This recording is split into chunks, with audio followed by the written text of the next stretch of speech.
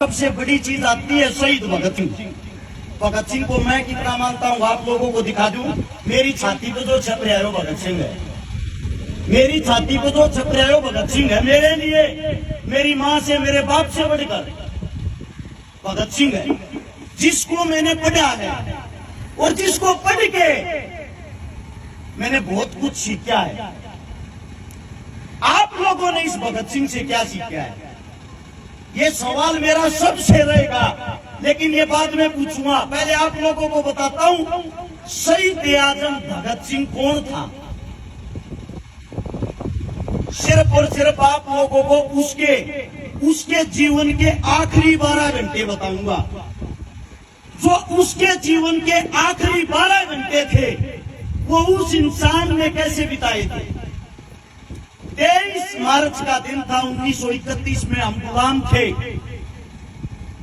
और उस दिन रात को जोरदार आंधी आई थी। जब जोरदार आंधी आई, सवेरा निकला। सवेरा निकलने के बाद ठंडा मौसम था, जो मौसम हाल फिलहाल का है। जैसे आप लोग बैठे हुए हो सब, लाहौर जेल के बाहर ऐसे ही लाखों आदमी इकट्ठे हो रखे थे उस भगत सिंह के लिए, राजगुरु के लिए, सुखदेव के लिए। वे तीनों शेर जेल के अंदर, ये लगा लो जहां मैं खड़ा हुआ हूं ये लाहौर की जेल है, और जहां आप लोग बैठे हुए हो आप सब जेल के बाहर हो। अब वो दिन बताता हूं आप लोगों की, रोम रोम तर्राएगा अगर आप बातें सुनोगे। उस दिन जेल का वार्डन शरद सिंह आता है शाम के 4 बजे और सबके गेट बंद करते हुए, सबके दरवाजे बंद करते हुए कहता है जल्दी से सब अंदर हो जाओ, ऊपर से आदेश है। उसी जेल की 14 नंबर कोठड़ी में शहीद आजम भगत सिंह, जिसकी जो जेल की जो कोठड़ी थी 6 बाई 8 की, 6 फुट चौड़ी 8 फुट लंबी, उसके नीचे कच्ची हरी हरी घास उगरी, उसके अंदर शहीद आजम भगत सिंह, जिसका कद 5 फुट 11 इंच, जिसकी कमर का साइज 27, जिसकी छाती का साइज 32, जिसके पैर में जूता आता था 7 से 8 नंबर का। आप लोग सोचते हो भगत सिंह कोई भीम था, ताकतवर था, ऐसा नहीं है। अंदाजा लगा लो वो कैसा हो। जिस वक्त उसकी फांसी का टाइम था उस वक्त उसका वजन था 62 किलो, और जिस वक्त वो जेल के अंदर गया उस वक्त उसका वजन था 57 किलो। अब गौर करने की बात सुनना, भगत सिंह कौन था, भगत सिंह की क्या विचारधारा थी। जब शरद सिंह उस गेटों को बंद करते हुए आता है, उसके बाद आता है बरकत नाई, जो जेल का नाई था, जोर जोर से आवाजें निकालते हुए, रोते हुए, ओए मेरे भगते को मार देंगे आज, ये गोरे लोग मेरे भगते को मार देंगे आज। सबको पता लग गया कोई न कोई अनहोनी होने वाली है। इतनी देर में सरदार जी का वकील आ जाता है, प्राणनाथ मेहता। वो भगत सिंह को कहता है सरदार जी आपको फांसी होनी थी कल सुबह 6 बजे, लेकिन ये लोग आपको आज ही फांसी देना चाह रहे हैं, ये इतने भयभीत हो गए हैं, इतने डर गए हैं। भगत सिंह बोला मेरे को फांसी की चिंता नहीं है, मैंने एक किताब मंगाई थी, वो किताब लेके आए। प्राणनाथ मेहता ने वो किताब निकाल के दे दी, जिसका अंतिम समय चंद घंटों के बाद उसके सामने खड़ा है।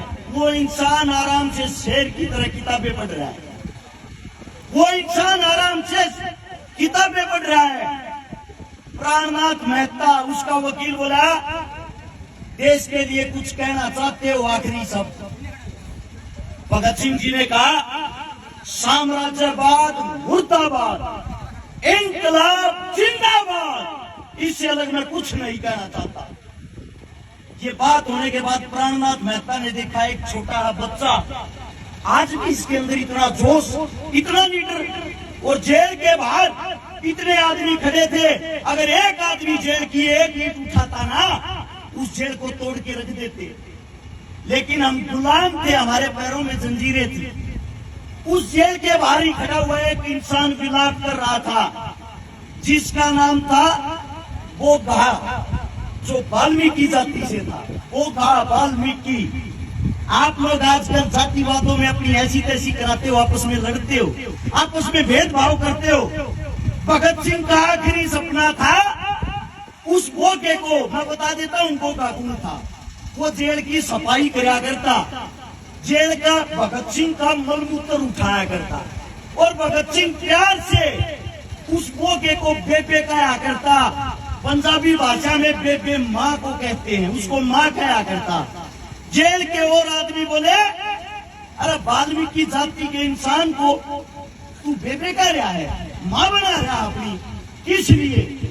भगत सिंह बोला, मूर्खो, जब मैं पैदा हुआ मैं छोटा था, मेरा मलमूत्र या तो मेरी माँ ने उठाया था, और आज या मेरी ये माँ उठा रही है, मेरे लिए ये मेरी माँ ही है। भगत सिंह ने बोगे से कहा, बोगे तेरे हाथ की रोटी और खाना चाहूं बेबे, अपने हाथ की रोटी खिला दे मेरे को। वो बोला, सरदार जी आप उच्च जाति के हो, मैं एक छोटा सा इंसान, आपको रोटी खिला दूंगा, लोग मेरे को मार देंगे। भगत सिंह बोला, मैं हूं ना, खाने वाला मैं हूं, तू क्यों चिंता कर रहा है?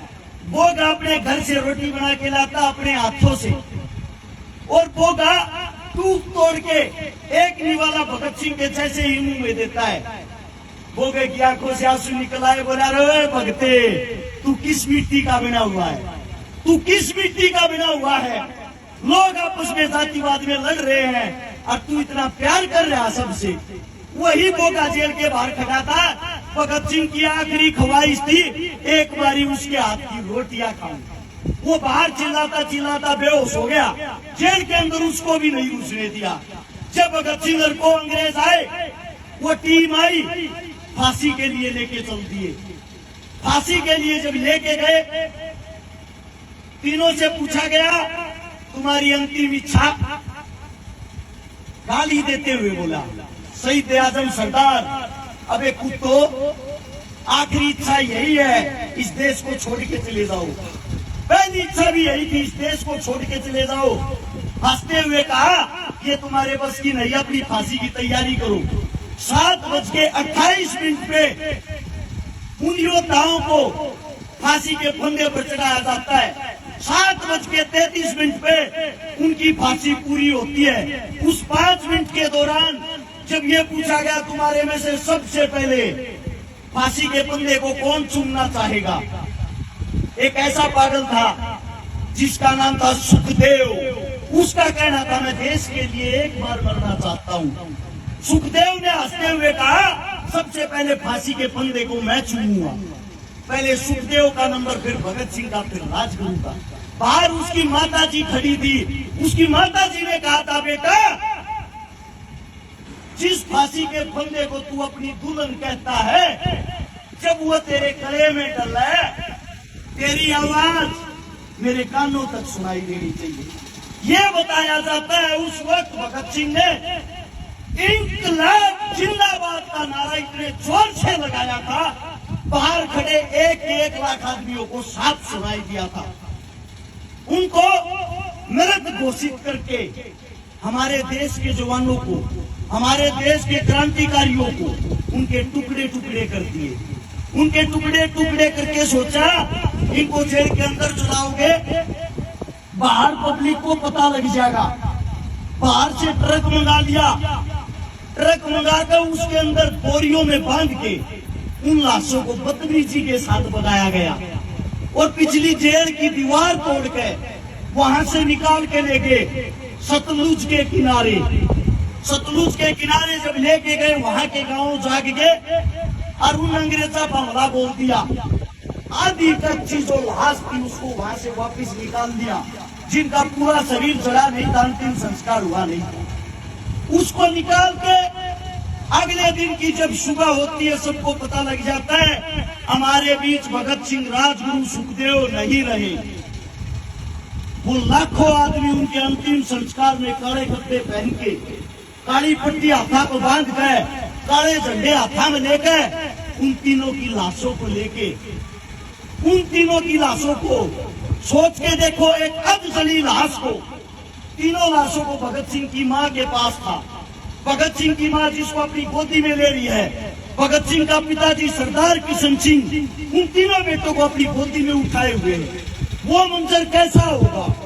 उसको लेके अंतिम संस्कार के लिए जब जाते हैं, उनका अंतिम संस्कार हिंदू और सिख दोनों रीति रिवाजों के द्वारा किया जाता है वहां पे। लेकिन सबसे पहले जो नवज पढ़ता है, नवज पढ़ने का काम किया वो मौलवी ने किया। उसके बाद ब्राह्मण ने उनके अंतिम संस्कार का क्रियाक्रम किया।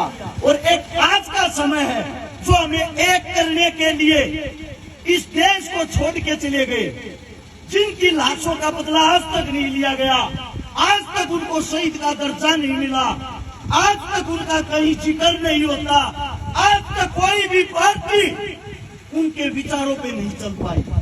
उनके सबसे पहले विचार थे हम सब एक हैं, हम सब इंसान हैं। कोई भी सरकार आए आप लोगों को हिंदू मुसलमान जातिवाद में बांट के, धर्मवाद में बांट के बनाती रहेगी, आप लोगों का फायदा उठाती रहेगी। मैं आप सभी साथियों से पूछना चाहता हूं, आज इस वक्त लिम्पी नाम की बीमारी चली हुई है। सबको पता होगा हमारी गौ माताएं कैसे तड़प तड़प के मर रही है। भाजपा सरकार, कोई पार्टी वाला बैठा हो भाई बुरा मत मानना, बात को समझना और सुनना।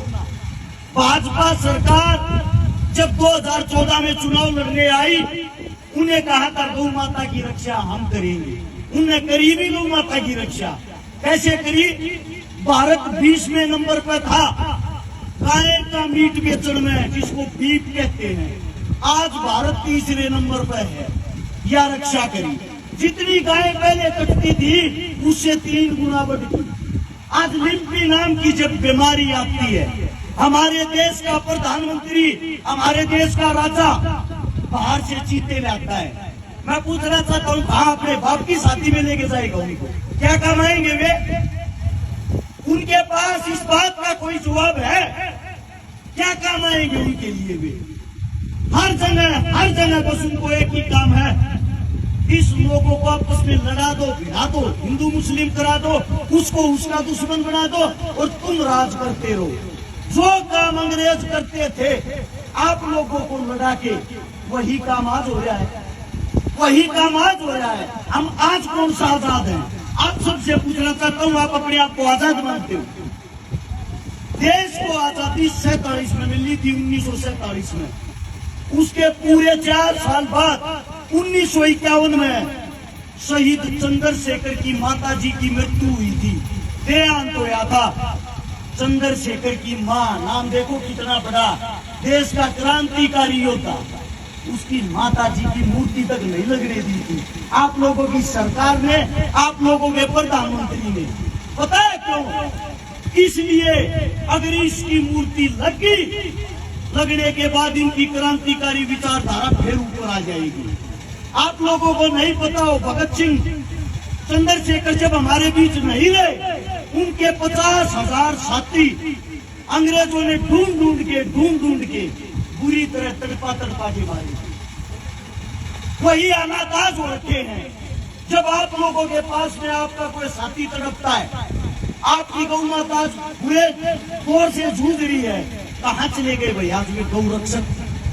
वे गौ रक्षक जो पार्टियों में, उनकी बातें कर रहा हूं मैं, इनकी नहीं। ये जो सदैव अपना कार्य करते आए, जो आज भी संभाल गए, मैं हर एक पार्टी की बातें कर रहा हूँ। कहाँ है वे पार्टियां? कहाँ है उन पार्टियों के MP MLA?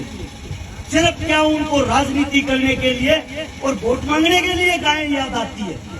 कोई मुद्दा बनाना हो, भाई से लड़ाना हो, तभी गौ माता को उठाना आएंगे। हर टीवी चैनल पे 3 दिन से ये चल रही है खबर, आज चीते ने इतना भागा, आज चीते ने इतना भागा, आज चीता इतना दौड़ा। क्या काम आएगा वो चीता? अगर वो काम आने के लिए लाए होते, काम करो, उसको संसद के अंदर ही छोड़ दो, सारे जितने निकम्मे नेता होंगे सबको खा जाएगा। यह कोई काम होता है देश के लिए? देश को डुगडुगी समझ रहे क्या? कोई भी आओ, बचाओ और चले जाओ। हमारा इंसानियत के नाते धर्म बनता है। आज हमारी गौ माता खतरे में है, तो सबसे पहले सारे काम छोड़ के हम सबका जो अपने आप को हिंदू कहता है, सच्चा हिंदू, उसका फर्ज बनता है गौ माता से बड़ा उसके लिए कोई फर्ज नहीं। सबसे पहले अपनी गौ माता को बचाएं। आपके घर में 100 रुपए हो, 200 रुपए, 500 रुपए हो, इतने रुपए में आप लोग गरीब नहीं होते। वो 300 रुपए की दिहाड़ी भी करता है ना, अगर एक दिन की अपनी दिहाड़ी दे देगा वो गरीब नहीं होता। आप मंदिरों में भी तो दान देते हो, मस्जिदों में भी तो दान देते हो, गुरुद्वारे में भी तो दान देते हो। आज हमारी गौ माता दान मांग रही है, हमारा हक बनता है हम उस गौ माता को दान दें। और सबसे पहले भाई कमेटी वालों को एक बात मैं कहना चाहता हूँ, सबसे पहला दान 5100 रुपए का अपनी जेब से मैं दे रहा हूँ। कोई भी आके स्वीकार कर ले, मेरे मुख से कोई गलत बात निकली हो उसके लिए मैं माफी चाहता हूँ। और पास की गौशाला से शायद कमेटी आई है, कौन सा गाँव था, पाड़ी गांव से कमेटी आई है भाई। 5100 रुपये इस गांव को, 5100 रुपये उस गांव वालों को दे रहा हूँ। आपका बच्चा हूँ, आपके बीच कहूँ मैं, कोई नेता मंत्री तो हूँ नहीं। जैसा मेरा जुगाड़ है वैसे आपके चरणों में ये अरदास है, इसको आप प्राप्त करें। और मेरे मुंह से कोई गलत शब्द, कोई गलत बात निकल गई हो, अपना बच्चा, अपना भाई, अपना बेटा समझ के माफ कर दे। अगर मेरी बात आप लोगों को अच्छी लगी हो तो एक बारी नारा लगाएंगे इंकलाब का और गौ माता का। तैयार हो? बोलो इंकलाब।